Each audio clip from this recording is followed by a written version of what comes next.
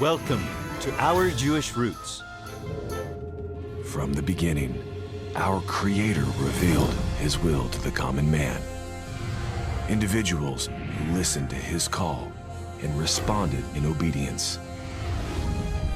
The Lord faithfully intervenes with His divine deliverance.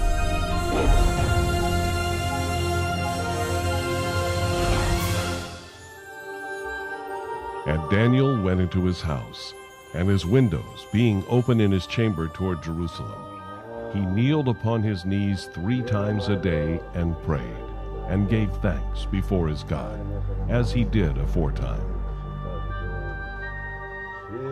And it's out of his interceding for Israel that God gives him a vision for what's going to happen with Israel and his plan for redeeming the people in the time to come.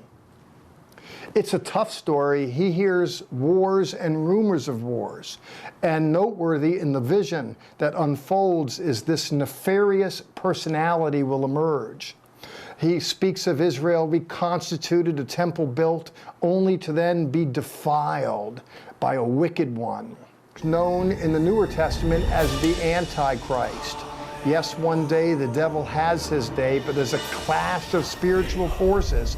And at the ragged edge of time, the devil who had his day loses his way, and he's bested by the Prince of Peace, who one day will come and make his entrance onto the stage of the human drama. When we look in the book of Daniel, we do hear a world at war, and that's the bad news. And if you wonder why there's bad news in a good news book, eventually the world is going to look like it says in the Christmas cards, peace on earth and goodwill toward men. And that's going to happen because of the Prince of Peace. Isaiah announces about this mighty God and wonderful counselor and Prince of Peace. And one day he makes his way, but until then, Satan is the ruler of this world, and we do have to contend in a spiritual sense, certainly. Israel in a material sense.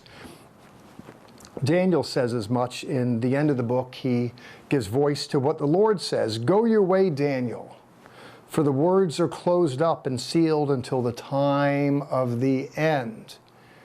Daniel gives voice to a world at war, an antichrist, redemption to come, a rebuilt temple, an Israel nation state restored, a lot of stuff.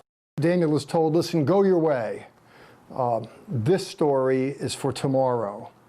He goes on to say at the end, you go your way, in verse 13, till the end. You will rest, and then at the end of days, you will arise to receive your portion. He spoke earlier in the chapter that at the ragged edge of time, individuals arise from the dust of the earth, some to everlasting life, some to shame and everlasting contempt. And that gives credence in the Older Testament to the notion of Tehiyat HaMetim, the resurrection of the dead. Jewish folk will hear about the resurrection to life and go, I don't believe in that, I'm Jewish, that's just a Christian Easter story. Well, Daniel chapter 12, read the very beginning. The prophet says, many of those in the dust of the earth shall arise, some to everlasting life, some to everlasting contempt, in effect. And so it's divvied up that way. There is something of a judgment. This prophet is told, listen, you're going to run your race. You're going to live it, and one day you're going to arise and receive your reward. But this message is going to happen sometime in between, that is, before the resurrection of the last day. These words are not for you, they belong to the future. Friends, I can't help but wonder if the future is now. Divine deliverance.